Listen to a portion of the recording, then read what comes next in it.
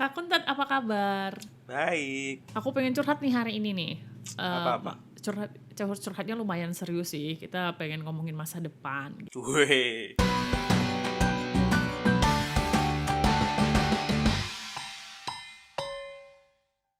Iya. Kayak Doraemon Soalnya kan aja. kita kan udah berumur ya, jadi udah harus mulai memikirkan yang nanti-nanti bakal kejadian. Nah, aku tuh sebenarnya agak galau itu soal financial planning untuk kita nanti di masa yang akan datang gitu, waktu nanti kita pensiun apa gitu. Karena kalau sekarang ini kan di angkatan kita nih banyak banget sandwich generation ya. Nah, aku tuh nggak mau itu nanti tuh kejadian juga sama keluarga aku jika punya ya. Nah, cuman aku agak bingung soalnya kan aku nih orangnya konvensional banget ya, jadi nggak terlalu yang inovatif atau gimana gitu. Aku tuh taunya tuh kalau nyimpen duit itu ya cuma tabungan, deposito, misalnya beli tanah, beli rumah, nah sebatas itu. Tapi sekarang ini kan banyak banget informasi karena internet juga sudah lumayan canggih, ada sosial media, itu mulai ada informasi nih tentang yang namanya saham, ada juga reksadana, ada ori gitu ya, banyak banget jenisnya. Sebenarnya aku tuh bingung gitu eh, tentang saham gitu ya.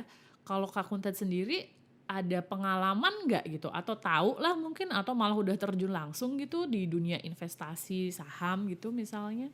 Paham ya? Mm-mm. Kebetulan aku udah pernah nyoba gitu. Jadi sedikit-sedikit tahu lah. Udah pernah itu berarti sekarang masih atau enggak? Masih.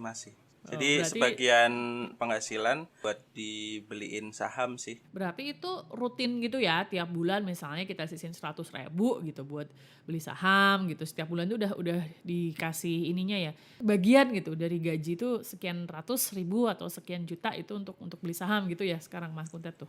Kalau aku sih iya ya, maksudnya nggak rutin-rutin amat sih, cuman sering aku sisihkan untuk beli saham gitu ya, untuk investasi lah. Awalnya kan ya sering lah ya, kalau dengar kata saham, investasi saham, dan masih acuh tak acuh lah saham itu apa sih, kita juga nggak tahu gitu. Sampai akhirnya ada tuh temen yang memperkenalkan, dia ngasih tahu gitu. Aku kan nanya-nanya, terus kok lumayan tertarik, akhirnya ya otodidak lah, nyari sendiri di internet, beli buku gitu. Terus karena ya teorinya lumayan dapat kan, saham itu apa, gimana belinya gitu-gitu, akhirnya agak bingung kalau misalnya cuma teori, akhirnya nyebur langsung aja gitu sambil belajar gitu.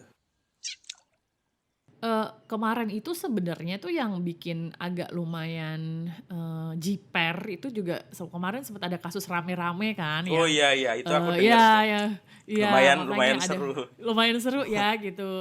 Semua orang ada yang aduh kecewa, ada yang begini-begini. Nah itu juga Mm-mm. sebenarnya untuk orang-orang seperti saya, atau saya speaking untuk diri saya sendiri aja deh, Mm-mm. untuk saya yang memang tadinya mungkin saya mau deh saham nih, soalnya yang di share yang apa kan semuanya yang bagus-bagus, ternyata ada resikonya juga gitu. Tapi sebenarnya saham itu sendiri tuh apa sih gitu?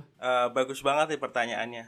Banyak orang biasanya terjun ke investasi saham itu kadang-kadang tuh sama sekali nggak tahu gitu loh. Mereka tuh cuma berpikiran kalau investasi saham itu sangat menguntungkan. Jadi kalau menanamkan uangnya di situ, terus nanti akan mendapatkan keuntungan Untungnya yang wah gede. gitu ya gitu. Cuman mereka tuh nggak tahu apa itu saham, uangnya diapain, Hmm. Mm-mm. keuntungannya dari mana gitu. Terus yang Mm-mm. paling penting itu nggak tahu resikonya gitu loh. Nah itu yang Iya. paling paling harus kita tahu sebelum kita nyemplung ke investasi saham itu, ya resikonya itu. Jadi keuntungannya memang ada lumayan gitu. Cuman resikonya itu sebanding gitu. Jadi high risk high return gitu. Jadi semakin Mm-mm. tinggi potensi keuntungan, semakin tinggi pula resikonya Iya, itu. karena ya aneh aja juga kalau misalnya untungnya gede tapi resikonya kecil gitu, malah jadi tanda tanya nggak sih? Nah, itu biasanya kalau Janji-janji, misalnya janji-janji yang kayak gitu. kan sering ya dapat gitu dari SMS, Mm-mm. dari ya Mm-mm. WhatsApp nggak jelas gitu. Mm-mm. Menjanjikan keuntungan yang berlipat ganda tinggi dengan Mm-mm. imbal balik berapa kali lipat dalam waktu yang Iya. cepat gitu, dan itu akhirnya terjerumus ke investasi bodong Terus bye-bye gitu. duitnya berapa ratus juta, terus stres ya. Banyak ya sekarang Jadi kayak gitu. banyak, soalnya Banyak. kan juga lagi susah kan. Jadi kalau dari sepengetahuan Mas Kuntet sendiri ya, saham itu jadinya apa gitu? Mau mendefinisikan saham itu kalau mau ngasih tahu saya nih yang nggak ngerti apa-apa nih, kalau saya nanya ke Mas Kuntet, "Saham tuh apaan sih?" Gitu, cara gampangnya apa sih definisinya? Oh ya, ini disclaimer dulu ya, disclaimer. Mhm, Di sini saya cuma sharing ya, sharing pengetahuan saya, pengalaman. pengalaman saya gitu. Bukannya saya ini di sini sebagai master gitu-gitu ya. Cara gampangnya ya, saham itu sebenarnya adalah tanda bukti kepemilikan atas suatu perusahaan. Bentuk usaha itu kan banyak ya, ada perusahaan perorangan gitu. Perusahaan perorangan itu kayak misalnya aku bikin warung jual sendiri gitu. Nah, itu Mhm. perusahaan perorangan tuh. Terus ada CV, ada PT juga, perseroan terbatas. Nah, si saham itu bukti kepemilikan si perseroan terbatas tadi. Jadi katakanlah PT ABC dia ngeluarin 1.000 saham. Nah, 1.000 saham itu tuh nanti bisa dimiliki oleh berapa orang gitu. Bisa 1.000 orang semuanya punya satu saham gitu. Atau bisa juga dimiliki oleh 2 orang. Katakanlah proporsinya yang satu pegang 700, yang satu pegang 300 gitu. Jadi sebenarnya waktu pendirian itu sendiri itu kan sudah ada tuh. Ada berapa Iya. saham yang dikeluarkan Mhm, gitu. mhm. Nah, itulah yang akhirnya dimiliki oleh orang kan. Nah, tapi itu bisa diperjualbelikan. Jadi misalnya saya punya nih 20% dari 1.000 saham yang beredar. Kayaknya Devi mau beli sahamku tadi 100 gitu. Mhm. Ya udah aku jual ke Devi bisa gitu. Terus kalau untungnya sendiri itu kalau kita investasi di saham itu yang kita dapat apa aja gitu, dari mana gitu?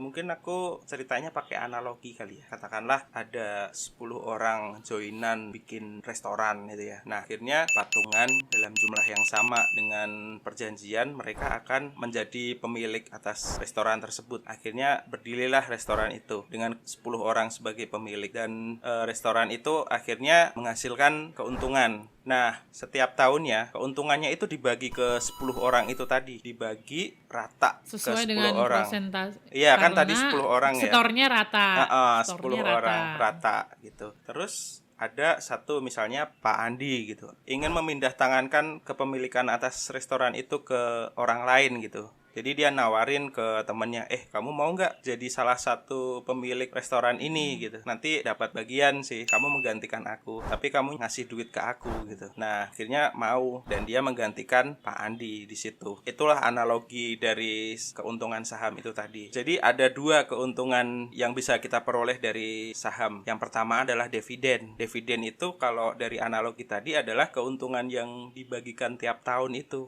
Jadi setiap pemilik saham itu dia berhak untuk mendapatkan dividen. Keuntungan yang dibagi itu tadi ya, Mm-mm. dividen ya. Keuntungan yang dibagi itu disebut dividen.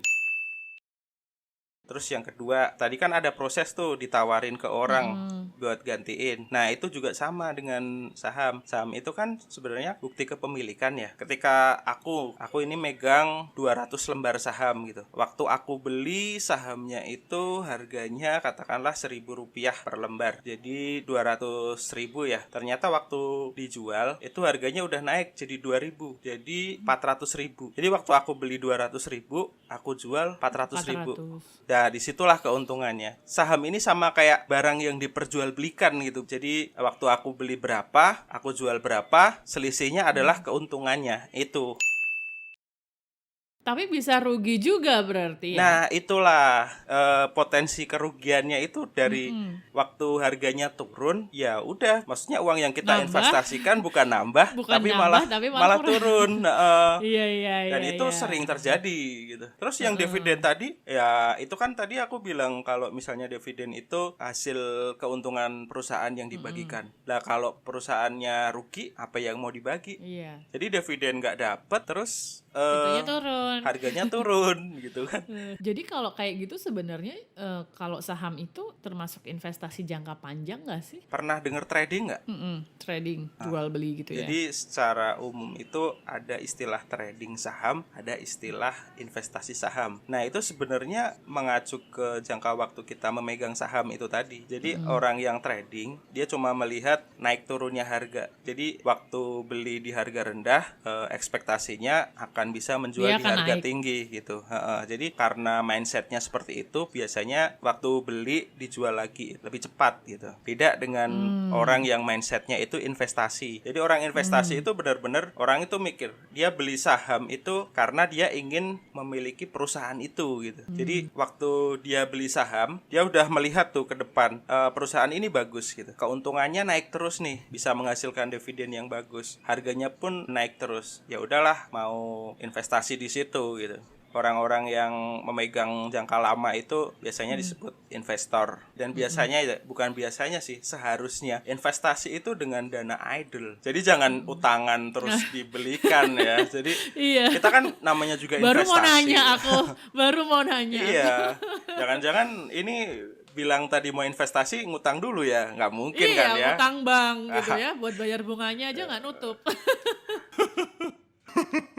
jadi ya itu tadi balik lagi ke saham ya. Walaupun sebenarnya perusahaan itu udah ketahuan kan ya kalau ini perusahaan bagus terus-terusan tumbuh, tapi kan kita juga nggak tahu kan perusahaan ini akan tetap jaya selamanya gitu kan. Bisa aja hal Dan yang buruk terjadi iya, gitu. faktor eksternal juga pengaruh ya, kayak kemarin COVID-19 ini kan langsung jatuh banget tuh Oh ya. iya itu Iya, sangat itu banyak berpengaruh banget yang gitu. rugi. Jadi aku denger sih dari beberapa gitu yang tadinya harganya misalnya 7.000 jadi 4.000 itu kan, kalau yang memang mentalnya bukan mental investor yang memang apa ya, memang pengennya trading yang untung jual gitu, mungkin udah gila kali ya. Ya sekarang gini ya, bayangin. Sekarang Devi trading dengan uang pinjaman dari orang gitu. Katakanlah Devi dititipin orang uang, terus uangnya dipakai buat trading. Waktu beli, ternyata habis beli itunya harganya turun tuh. Terus gak naik-naik. Nah itu Iya. kan gelisah kan ya, maksudnya aduh ini uang orang, mau aku jual kok rugi gitu. Iya, karena harus Akhirnya kan dibalikin kan. nggak tenang kan.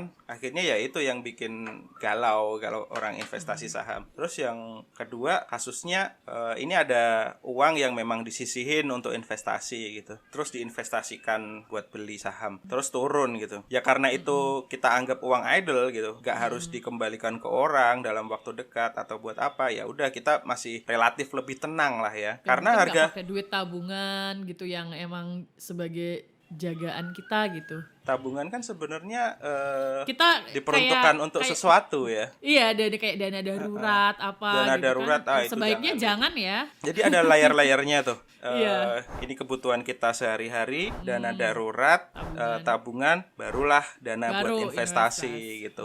Jadi jangan maksa kita nggak punya dana darurat, kita punya kebutuhan yang banyak, tapi kita maksa investasi gitu. Akhirnya nanti Iya. kacau gitu. Lucu lagi, punya duit buat ngisiin investasi, kehidupan sehari-harinya ngutang. Nah, iya. Jangan juga. Jangan, udah Apalagi ngutang enggak. terus investasinya ternyata rugi gitu. Ya, itu prinsip, dan itu prinsip bukan cuma investasi di saham aja, di semua Dimanapun. investasi gitu. Jadi Iya, ada dimanapun. layer-layernya dulu. Kita harus utamakan yang paling mendesak, paling penting dulu. Iya.